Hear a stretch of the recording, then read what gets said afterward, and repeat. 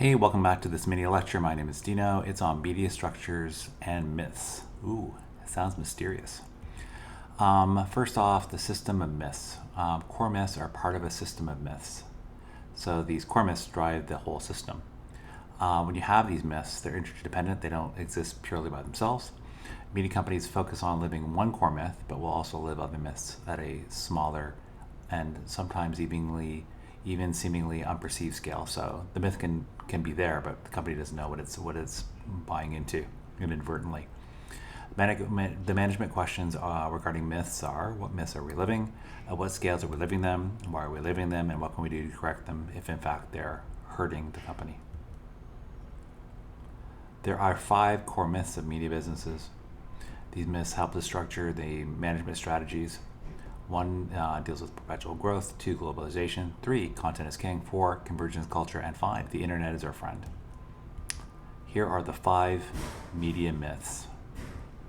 Number 1, growth barriers to entry for competitors. This myth believes that competitors compete on cost or investment. So you can decrease your costs so that you're more competitive, or you increase investment to make your product better. Terms are unattractive in this sense. It can be too easy for competitors to compete alongside you, or new entrants are attracted. New businesses see the same opportunity and act just as quickly. For example, that would be, say, the competition between Apple TV and Hulu, or Clear Channel and Pandora, how they do similar things. Number 2, globalization is dangerous. There's less ability to enforce entry barriers for competitors. It's hard to be in multiple places at once.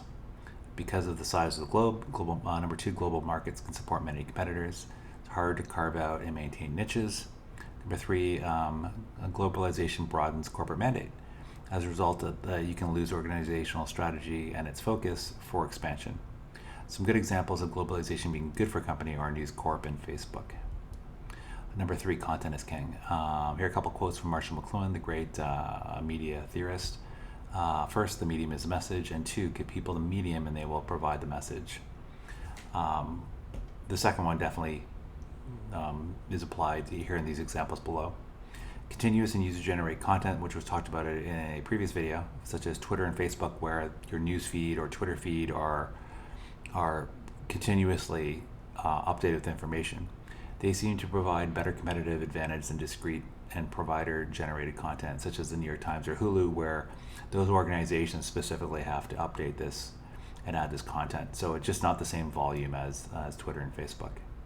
So the content is king. Convergence. Convergence is good for consumers, but bad for media businesses and their competitive advantage. Convergence provides competitors and new entrants the opportunity to enter your market. By providing these opportunities, convergence diminishes barriers to entry. These barriers to entry are a key component of competitive advantage. So because of convergence, barriers to entry decrease and competitive advantage decreases. For example, AOL and Time Warner, a company I once worked for, their merger did not go so well. It worked eventually, but it wasn't as seamless as you would think. Lastly, 5, internet is our friend. The ability to harm an incumbent does not usually lead to sustainable competitive advantage for new entrants. For example, on the internet, barriers to entry dramatically diminished. This was maybe best demonstrated by the late 90s .com bubble. Number 2, similarly established media businesses' existing competitive advantage is seldom transferable to the internet. So just because you have a great media business does not mean you have an internet-enabled media business. Internet users seem to prefer user-generated content, again, X or Twitter or Facebook, over media-generated content, such as MSNBC and CBS.com. I did work for CBS as well. The reason I bring these up is that there's some kind of like authenticity that seems to come from X and Twitter and Facebook that you don't get from more mainstream media-generated content sites like the ones listed here. On the internet, barriers to entry are vastly diminished. This can be both good or bad for new and existing media businesses. If you leverage them properly, they can expand your business. If not, they can really diminish them. Whether it is good or bad depends on the market entry and exit timing. That was Media Structures and Myths. Thanks for watching. Please feel free to comment on this video. Please feel free to like it if you'd like. And please feel free to subscribe to this channel if you want the same type of content. Thanks for watching.